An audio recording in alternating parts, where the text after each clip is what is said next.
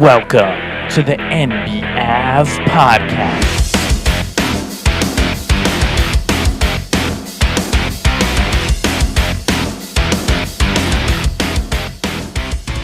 Welcome back to NBAV and the NBA Avenue podcast. We have to start with talking about the Sacramento Kings and how they were up by over 20 points right around the fourth quarter. They're against the Chicago Bulls, and you think you wouldn't have thought it was possible that Sacramento could have lost this game by how many points they were up with only one quarter to go. It just looked like it was a foregone conclusion. You played a good first three quarters, and you're definitely up by more than enough points to the point where the other guys are not coming back. Chicago doesn't have much to play for. They're sitting in the 9 seed. They have Atlanta behind them at 10, looking to bow out. They have the Brooklyn Nets behind Atlanta at 11, also unable to win games. They just lost to Memphis last night. And you think this one's over. That's all she wrote. But a couple of guys on Chicago didn't really get that memo, namely DeMar DeRozan, Kobe White, Alex Caruso. These guys just don't give up. In a game that means almost nothing to them. What were the Chicago Bulls playing for last night, down 20 against Sacramento? In Sacramento. It's like, were they even playing for their home fans? No. They must really care about how they look on TV. But I mean, it's not like they played this way all year long. It's not like they've cared about the way they looked for most of the season. Their record is still 29-32. They're not even a 500 team. Here they are going against the Sacramento Kings. The Kings demolished them in the first three quarters, and then nobody can score a bucket in the fourth. Sometimes I like to talk about the stats of Sabonis, and I talk about how in the first three quarters he's great, and then in the fourth quarter he doesn't do anything. But in this case, it's not even a Sabonis issue. It's an everyone issue. Trey Lyles scored more points in the fourth quarter than any other Sacramento King last night. That's not the recipe for victory in Sacramento. That doesn't make any sense. How is Trey Lyles your leading scorer in the fourth quarter? We had a guy last season who was known as the clutch player of the year, and that was De'Aaron Fox. De'Aaron Fox didn't do anything last night in the fourth quarter, and they've blown some massive, massive fourth quarter games this season. They blew one to Phoenix where they were also up by over 20 in the fourth quarter. They blew this one against Chicago. Both games were on the road.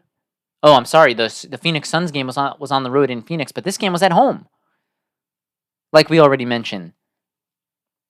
How is Sacramento able to blow these leads? And they've blown multiple of them in one season. And now Sacramento has to sit there looking up at the standings, and they really are looking up because they're still sitting in 7. The Suns and the Pelicans are ahead of them. The Mavericks are only a half a game behind them, and you just have this continual revolving door of opportunities where all these teams, the Mavericks, the Kings, and the Suns, are standing in this revolving door, and it's turning, and each of them have the opportunity to exit out of the revolving door and move into a playoff series where they wouldn't have to play a single play-in game, and they just stay right where they are. They see the opening come, and they see the opening go, and they're right in the same exact place that they were. They never hop off the revolving door. They never hop off, and they just stay here in this cluster with the other teams spinning in circles, going nowhere fast. And it's mind-boggling. It's hard to understand.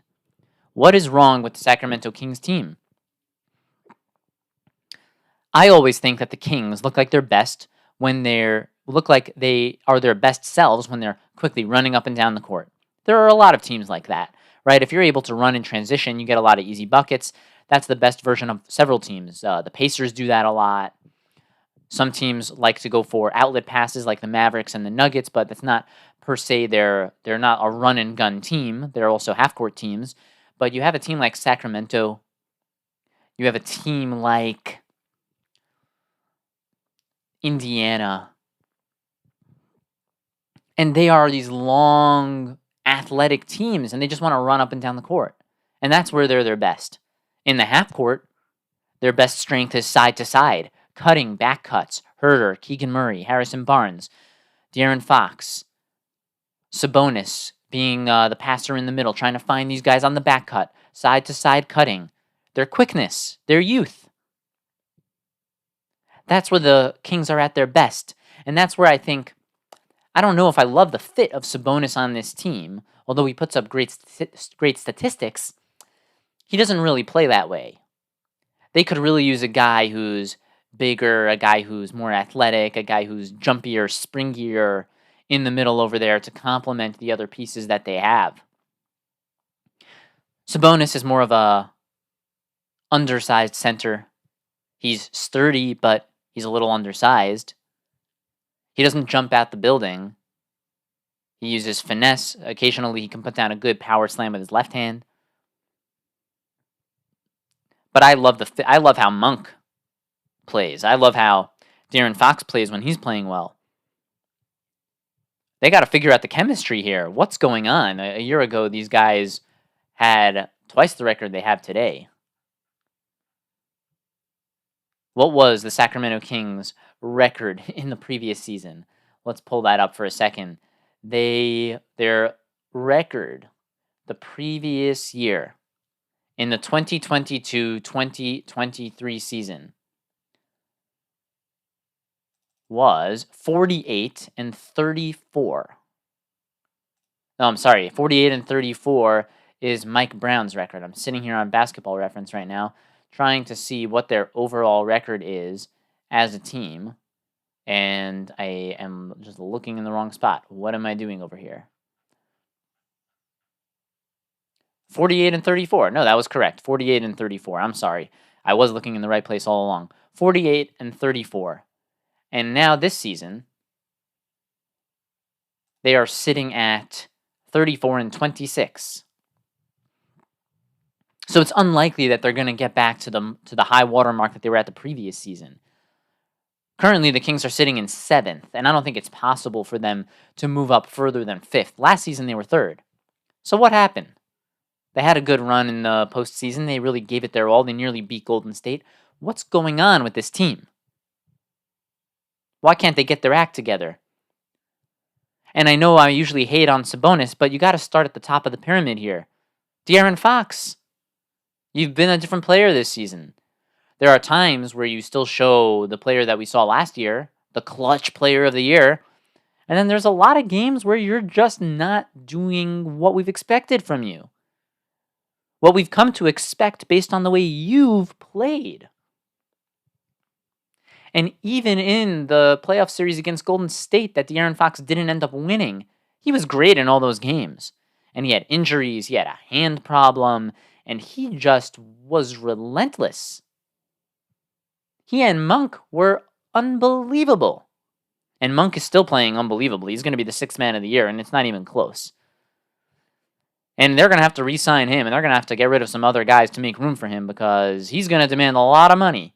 And there are teams out there who would pay big, I'm talking close to max salary dollars for Malik Monk because that guy is unbelievable on offense. Sacramento has got to get their act together. You look around the NBA at some of the other action, and you have the Brooklyn Nets. They're at home. They get to welcome in the Memphis Grizzlies. Grizzlies have nothing to play for. All of their good players are done for the year. They are sending out players who many of us have never heard of. And the Nets are just coming off of back-to-back victories against the Atlanta Hawks. They're 2 games out from being a playoff team with at least a chance in play-in games. And they lose to the Grizzlies on their home court. They lose in a game where the Grizzlies didn't have anyone dropping more than 25. It's not like someone went out there and scored a 40-burger or a 50-burger, and then it was like, oh my God, this guy was just on a heater. There was nothing we could do. The high watermark, the high point total of the game was Luke Kennard with 25. First of all, where has Luke Kennard been all season? How does Luke Kennard wake up and drop 25 on you at home in your building? And then outside of that, the next highest point total was 14 from Jake LaRavia, 13 from Lamar Stevens, 12 from Aldama, 11 from Vince Williams Jr., and 10 from Trey Jameson. 9 from John Conchar. Only 7 from G.G. Jackson. They didn't even have Jaren Jackson in this game. How'd you lose that game if you're Brooklyn? It just doesn't make any sense. You were playing Mikal Bridges. You were playing Cam Johnson. You had Finney Smith out there with Claxton. You had Schroeder. You had Lonnie Walker. How do you lose that ball game at home when the playoffs are on the line? You move on to the Clippers. The Clippers went to Milwaukee. And this was a real good example of where sometimes you're playing two teams that are semi-even. They're pretty much in the same realm in terms of what's expected of them on the season, and their rosters are similar in terms of where you'd expect them to be competitively. But the Bucks were operating with more rest. The Clippers were playing on the back-to-back, and that really showed at the end of the game because Kawhi Leonard was short, Norman Powell was short. They really couldn't score. Paul George couldn't score at the end of the game. Really, no one could. And the Bucks brought a lot of energy at the end there. And we're in a game where the Bucks didn't even have Giannis on the court. They had firepower at the end of the game. Lillard put in some good shots. Portis was bringing a lot of energy. Beverly as well. They were getting turnovers. The Clippers couldn't hold on to the basketball. And the legs were a little tired there for Los Angeles at the end of the ball game in Milwaukee. And Milwaukee wins it. And Giannis gets to pump his fist in the air. Good job, guys. We're now firmly in the 2 seed. We're back where we believe we should be and where they really should be based on their roster construction is right there in 2 seed. Perfect. That's where you should be. You can make a case that they would want 1. Okay, but you had to introduce Damian Lillard onto your team this season. There were a lot of defensive issues there. You had a couple of other trades. You have Pat Beverly on the team now. You had a new head coach. Now you have an even newer new head coach. And there was some stuff to figure out. So you're behind Boston. Boston's in a league of their own. You're right where you want to be. You're at 2. Giannis, Dame, and hopefully they'll get Middleton back at some point, and that will just add more firepower to their team as they head into the playoffs. Then you have the Timberwolves beating the lowly Trailblazers. Anthony Simons putting up a good game, but not enough to beat the Timberwolves, and the Timberwolves do what they do best. They beat bad teams, and that's how they're able to stay on top of the Western Conference, where they are now currently alone at the top over there because the Thunder lost to the Lakers, which we'll get to in just a second. But before that, you had the Jazz beating the Wizards in a game that no one cares about. You had the Bulls with a massive comeback over the Sacramento Kings. And you have the final game of the evening, the Lakers, with a good victory over the Oklahoma City Thunder. Now, there's a lot of overreaction to this game. Hey, the Thunder can't match up with the Lakers. And there might be a lot of truth to that because just look at the roster. Forget about the game. Look at the roster. You have Anthony Davis going inside against Chet Holmgren. Now, can Chet block Anthony Davis? Sure he can. But majority of the time, Anthony Davis isn't just his equal in height, in approximate height. He is his far superior in weight and width and strength and experience in the NBA and probably more categories than that as well. So, not an easy matchup for the Thunder. But I do think it's worth documenting that the Thunder don't care. And it might sound crazy because we love to think that the Thunder should have brought in a center, and maybe they should have. I don't know. It's up to... We can each have our own opinion about it. But the Thunder have shown that they do not prioritize having a center. I can't tell you for sure why they believe that, but they didn't bring one in the whole season. They didn't bring one in before the trade deadline, and they're okay. They're 42-19, youngest team in the league. Seems like everything's working out okay for them. And yes, they got beat by the Lakers in one game. If they played the Lakers in a series, maybe they would lose it. Maybe not. It's unclear. That was one game. And in a season where the Thunder win the vast majority of their games, they win more than 2/3 of their games, they're allowed to lose a game to the Lakers, who are desperate for victories right now. That's okay. And for whatever reason, the Thunder are okay with Chet taking his lumps. He's a rookie. And they're okay with him learning from it, coming back next season, and trying to do better. Do I think, or better yet, do the Thunder coaches and management think that they're going to win the finals this year? Probably not. They are very well thought through people. They're logical. They understand if they won a title by the grace of God, it would be wow. It would be unbelievable. But most likely, they know that's not going to happen. So, did they prioritize bringing in a center, or perhaps they like the way the team is getting used to playing with Chet there? Although Chet will take a lot of lumps right now, it'll help him in the future as he will morph into a bigger, fuller center. We'll have to see. Time will tell how Chet will turn out for his career, but right now, he's doing all right. He's okay. They lost to the Lakers last night. It's fine. Lakers are in the 9th seed, and the Thunder are a half a game back of the 1 seed. So, which team is having a better season? Lakers or Thunder? Clearly the Thunder. Lakers are going to have to play 2 play-in games just to get to be the 8th seed in a play-in scenario, just to be the 8th seed and to take on whoever the 1 or 2 would be. And the Lakers, maybe they would love to see the Thunder in that 1-8 matchup. Maybe that would be fantastic for them. Then again, Lakers might play the Warriors in a 1-game playoff and lose that game and get knocked out before they even get the opportunity to enter a playoff series. So who's in a better spot? For sure the Thunder.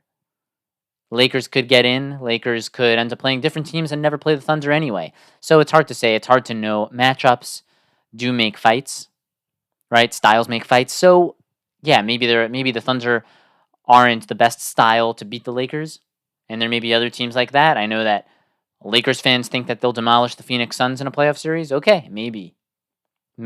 Let's see them get there, though. They have a lot more work to do, and they certainly have more work to do if they don't want to have to play 2 play-in games back-to-back.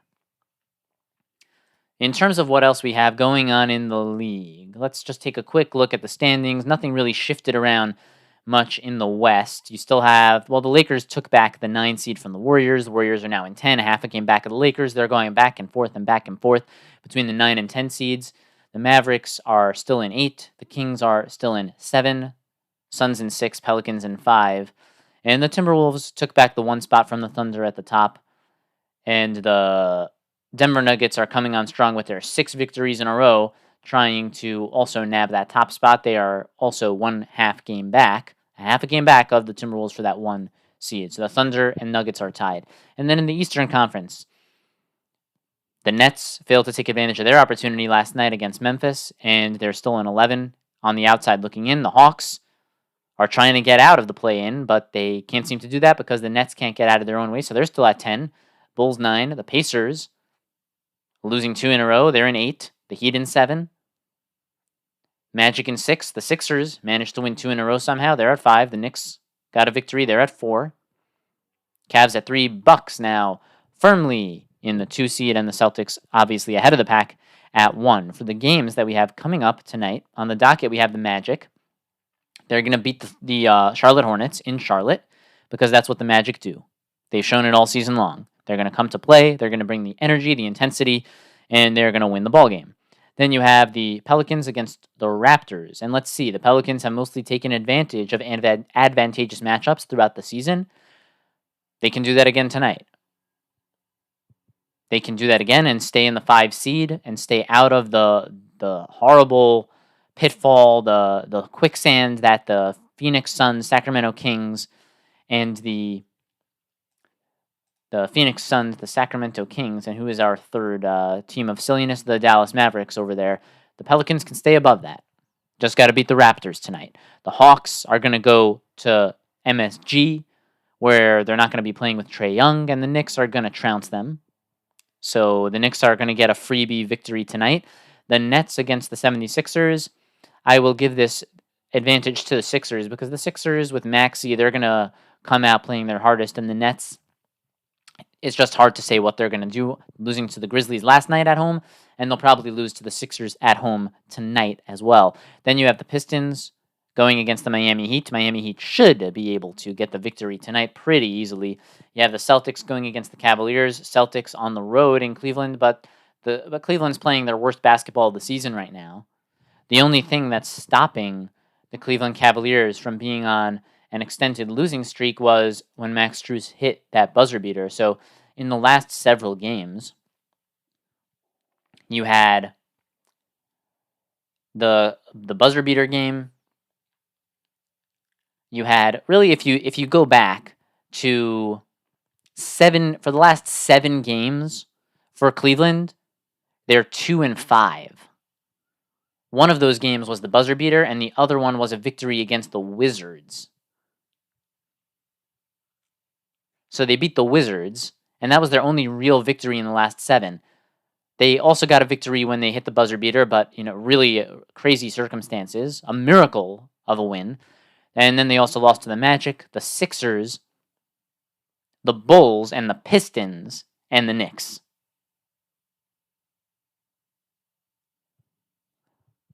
And that second look, they did get the victory against the Pistons, so my numbers are a little bit off here.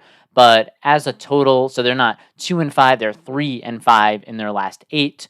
But they only beat the Pistons and they beat the Wizards. So they beat the Pistons and the Wizards. They lose all the other games except for a miracle against Dallas. They lost against the Sixers. They lost against the Bulls, and they lost against the Knicks, who were shorthanded without Jalen Brunson. So say for it what you will, the Cavaliers are playing their worst basketball of the year, whereas the Celtics are a machine. So I'd have to say you got to go with the Celtics. The Celtics aren't at home, but they're on an 11-game win streak, and until that ends, you got to pick them every night. And even when it does end, you still probably got to pick them every night from then on out. Still, the Spurs are going to play the Rockets. Spurs are playing well right now, so look for them to maybe get a win on the road. Who really knows? The Rockets did get a victory in their last one against Phoenix, but who really cares? Neither of those teams going anywhere. Then you have the Pacers going against the Dallas Mavericks. Both of these teams have pulled a gun out and are just shooting themselves in the feet. So they're trying to dodge their own bullets over here. They're shooting at themselves, friendly fire. They can't get out of their own way. In one of them in the East, one of them in the West. Pacers versus Mavericks. I would expect maybe at home Dallas should have an edge in this game. Let's see if Dallas can get back to their winning ways. And then you have the Phoenix Suns going to challenge the Denver Nuggets, who have won 6 straight ball games. Suns coming off a disappointing loss in their last one against the Rockets, and they should face some more disappointment tonight as they go against Denver. You can follow NBAV on social at NBAVE and NBAVENUE, NB Avenue. You can email the show at nbavenue@yahoo.com. We're your source for a great time every time, and until next time, we are out.